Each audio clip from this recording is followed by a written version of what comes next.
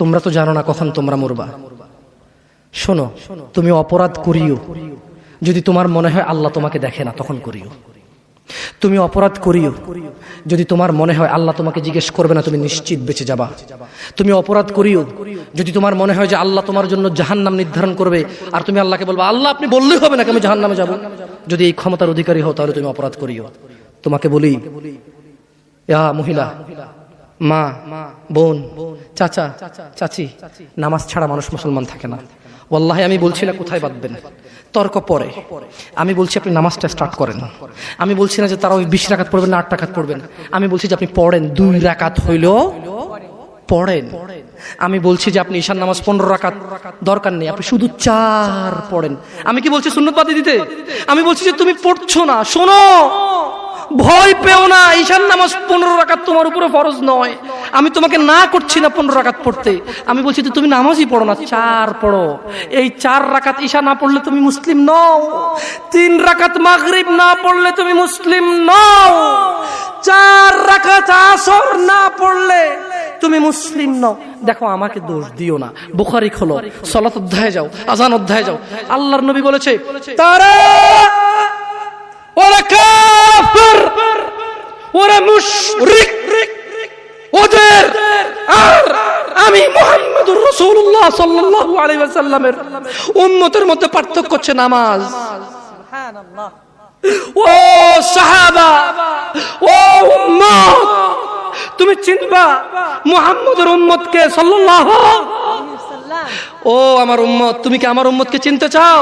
শোনো, তারা যারা আমার উম্মত না, আর এরা যারা আমার উম্মত। ওটা আমার উম্মত যেটা নামাজ পড়ে না, আমার উম্মত। তুমি আল্লাহর নবীর উম্মত ছাড়া কিভাবে মুসলমান হবা? তোমাকে আমি বলি নামাজটা ছাড়িও না প্লিজ। তুমি যে যে অপরাধে লিপ্ত আছো ছেড়ে দাও, চেষ্টা করো, কিন্তু নামাজটাকে তুমি এখন থেকে করবা। তোমার ফজর মিস হওয়া চাই না। তুমি যদি সারা জীবন নামাজ না পড়ো আমার যায় আসে না। তুমি যদি সারা জীবন নামাজ পড়ো আমার কিছু লাভ আছে। তুমি নামাজ পড়লে নাকি আমি আমার লাভে কথা বলছি। শোনো, তুমি নামাজ না পড়লেও আমার লাভ আছে। কি? ইন্নামাল আমালু বিন্নিয়া। আমি নেকির উদ্দেশ্যে কথা বলছি, আমার নেকি হয়ে যাবে। কে ঠেকাবে? তুমি তো আর আল্লাহকে ঠেকাইতে পারবা না। তুমি নিজেকে না নামাজ থেকে বিরত রাখতে পারবা, আল্লাহ যদি নেকি দেয় ঠেকাইতে পারবা? তাহলে আমরা সবাই বলি আল্লাহর দিকে তাকিয়ে শেভ করিয়েন না। দেখেন, এটা অনেক কিছু না, এমন না যে শেভ করলে আপনি একেবারে কাফের হয়ে গেছেন, মুশরিক হয়ে গেছেন, এমন না। কিন্তু আপনার লজ্জা থাকা উচিত। কিভাবে কাটতেছেন এটাকে ভাই? কিভাবে? ক্যাফ এখানে মহিলার ওঠে না, আপনার ওঠে, কেমনে কাটতেছেন বলেন ভাই? গলা কেটে দিবেন? কাটবেন না কেন? এটা হারাম। এটা কাটো তো হারাম। শুকর খাওয়া কি হারাম? এই যুবক তুমি ওঠো, ওঠো দিকে দাঁড়াও। সবাই লক্ষ্য করবেন না, ওরকে কেউ ভিডিও করিও না, পরে লজ্জা পাবে ইন্টারনেট আসলে। তোমাকে এখন শুকরের মাংস দেবো, খাবা? কেন খাবা না? জোরে বলো। আপনি শুকরের মাংস খাবেন? আপনি কুকুরের মাংস খাবেন? কেন খাবেন না? কেন? কেমন হারাম? শুকরের মাংস খাওয়া কি হারাম? এই এখানে তাহলে আর বলছি না, কেউ কি রাজি হবে তার বোনের সাথে জানা করতে? কেন? তো নামাজ না পড়া কি? শুকরের মাংস খাচ্ছ না হারাম দেখে নামাজ ছেড়ে দিচ্ছ, তো সেটা তো হারাম। তার মানে তোমার যদি স্বাদ লাগতো আর তোমার বাপ মা যদি শুকরের মাংস খাইতো, তুমিও খাইতা, হারাম আর বাস্তা। ঠিক। তোমার বাপ নামাজ পড়ে না যুবক, তাই তুমি নামাজ পড়ো না। তোমার বাপে ভাত খায় তাই তুমি ভাত খাও। পাকিস্তানের রুটি খায় তাই ওরা রুটি খায়। চাইনিজরা এইভাবে লাঠি দিয়ে খায়, ওরা লাঠি দিয়ে খায়। শোনো, তুমি বলতে চাচ্ছ তুমি শুকর খাও না কারণ এটা হারাম, তুমি মিথ্যু। তুমি একটা চরম মিথ্যাবাদী, ধোঁকাবাজ। ঠিক। তুমি বলছো তুমি শুকর খাও না, এটা হারাম না? তাহলে তুমি নামাজ না পড়াও তো হারাম, তাই তুমি কেমনে ছেড়ে দিচ্ছ? এই যুবক, তোমাকে যদি বলে ন্যাংটা হয়ে হাঁটো, হাঁটবা? কেন? ন্যাংটা হয়ে কেন হাঁটবা না? কি নোংরা কাজ? তো নামাজ পড়ো না, তোমার শরম লাগে না? শুকরের মদ কি রাস্তায় হেঁটে মদ খেতে পারবে? কার সাহস আছে? এখানে সাহসের অভাব নেই। বাপরে বাপ, এই কথা বলে আবার কারো সাহস জায়গায় দিতে চাই না। তবে অনেকেই চাইবে না। অনেকেই কেন? শরম। কেন? কারণ কেউ যদি রাস্তা দিয়ে হেঁটে হেঁটে মদ খায়, ওর সাথে কেউ মেয়ে বিয়ে দিবে? কেউ? আপনি রাজি হবেন রাস্তায় ভাবে মদের বটল নিয়ে হাতে হাতে মদ খায়, এর কাছে মেয়ে বিয়ে দিবেন? কেন? এটা নির্লজ্জ লোক, মদ হেঁটে হেঁটে খায় ওপেনে। এই ছেলেটাই কিন্তু ওপেনে নামাজ পড়ে না, আপনি মেয়ে বিয়ে দিচ্ছেন। ঠিক। আপনি নাকি ধার্মিক, হ্যাঁ চিটিং মেশিন। ওয়াল্লাহি আমি আপনাকে বদনাম করতে আসিনি, কিন্তু আপনি মিথ্যুক, এটা বুঝে নেন। তো আচ্ছা, আপনাকে মিথ্যুক বলার পর আমার কতটুকু লাভ হলো? 2-4 লাখ টাকা যাবে ঢুকেছে, ঠিক না? আমেরিকা থেকে আসতেছে না, আমি আপনাকে মিথ্যুক বলে লাভ নাই, আমি আপনাকে মিথ্যুক বলতে আসি নাই। তবে আমি আপনাকে বলি, আল্লাহ ক্ষমাশীল, ক্ষমাকারী, ঠিক আছে? আপনি সত্য দাবিদার হবেন। একটা ছেলে প্রকাশ্যে মদ খেলে আপনি তার সাথে মেয়ে বিয়ে দেন না। একটা ছেলে প্রকাশ্যে নামাজ আদায় করে না।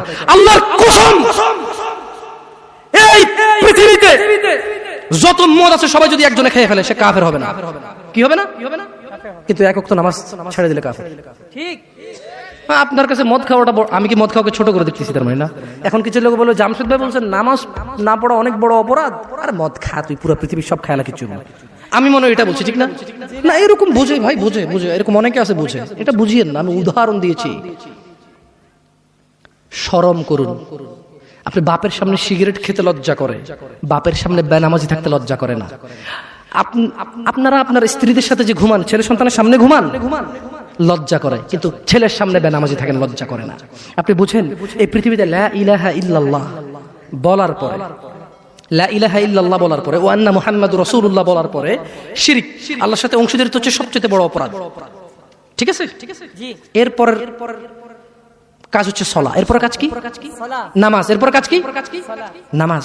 আপনি জানেন এই নামাজ না পড়লে মানুষ কাফের হয়ে যায়, অথচ মানুষ ন্যাংটা হয়ে হাঁটতে লজ্জা পায়, মানুষ প্রকাশ্যে মদ খেতে লজ্জা পায়, মানুষ প্রকাশ্যে দাঁড়িয়ে পেশাব করতে লজ্জা পায়, মানুষ প্রকাশ্যে প্রেমিকের সাথে কথা বলতে লজ্জা পায়, মানুষ বাপের সামনে সিগারেট খেতে লজ্জা পায়, মানুষ প্রকাশ্যে শুকর মাংস খাবে না, মানুষ প্রকাশ্যে সিগারেট খায় না, মানুষ প্রকাশ্যে গাঁজা খায় না, মানুষ প্রকাশ্যে নাচে না, মহিলারা প্রকাশ্যে গোসল করতে লজ্জা পায়, পুরুষরা প্রকাশ্যে পায়খানা করতে লজ্জা পায়, কিন্তু কেউ এত জঘন্যতম অপরাধ যা না করলে কাফের হয়ে যায়।